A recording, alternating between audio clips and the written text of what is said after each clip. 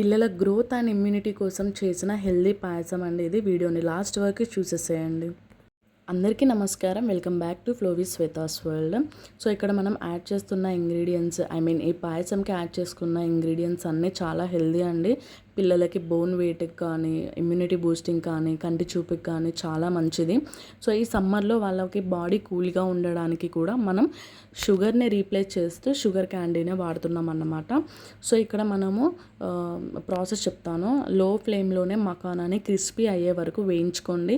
నాకు తెలిసి మీరు నా వీడియోస్ కనుక డైలీ ఫాలో అయ్యేది ఉంటే నేను ఆల్రెడీ 2-3 వీడియోస్ పోస్ట్ చేశాను మకానా రిలేటెడ్. సో అవి కూడా చూసేసేయండి. సో ఇది క్రిస్పీ అయిన తర్వాత ఒక బౌల్లో తీసుకొని మళ్ళీ అదే ప్యాన్లో 1 టేబుల్ స్పూన్ గీ వేసేసుకొని మనకి నచ్చిన డ్రై నట్స్ వేసేసుకోండి. ఇది కూడా లో ఫ్లేమ్లో వేయించుకోండి. అండ్ డ్రై నట్స్ కూడా ఆప్షనల్ అండి. ఇందులో walnuts, water melon seeds, పంపిన్ seeds ఇవి కూడా యాడ్ చేసేసుకోవచ్చు అన్నమాట.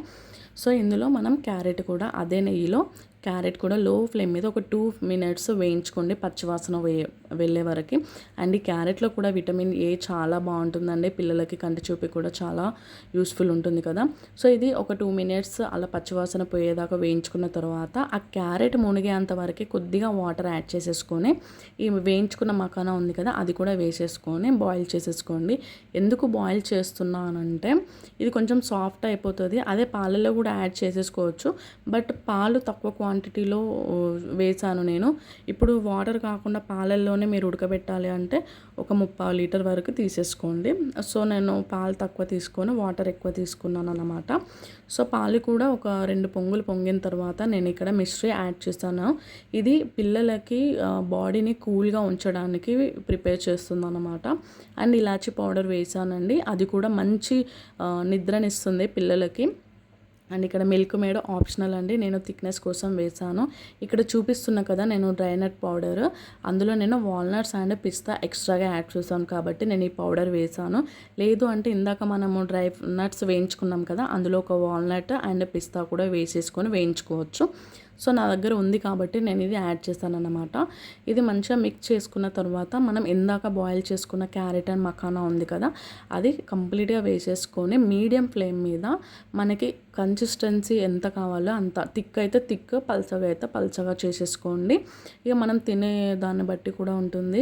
నిజం చెప్తున్నానండి, పిల్లలకి ఎంత హెల్దీ రెసిపీ తెలుసా. అండ్ షుగర్ మనం ఈ మిశ్రీ యాడ్ చేస్తాం కాబట్టి ఎక్కువ షుగర్ కూడా ఉండదు, చాలా మైల్డ్గా ఉంటుంది. అండ్ వాళ్ళకు కూడా స్వీట్ రెసిపీస్ ఎక్కువ ఇష్టపడతారు కాబట్టి ఇది మనం ఆల్టర్నేటివ్గా కూడా ఇవ్వచ్చు అన్నమాట. సో చూస్తున్నారు కదా నాకు ఇంత కన్సిస్టెన్సీ సరిపోయింది. సో అందుకే నేను స్టవ్ ఆఫ్ చేసి మళ్ళీ ఒక బౌల్లోకి తీసుకున్నాను. అండ్ ఇది కంప్లీట్గా చల్లారిన తర్వాత ఇంకొంచెం దగ్గర పడుతుందండి. అండ్ ఫ్రిడ్జ్లో పెట్టుకొని కూడా తినేయవచ్చు. బట్ అలా అనేసి ఎక్కువసేపు ఫ్రిడ్జ్లో ఉంచకండి.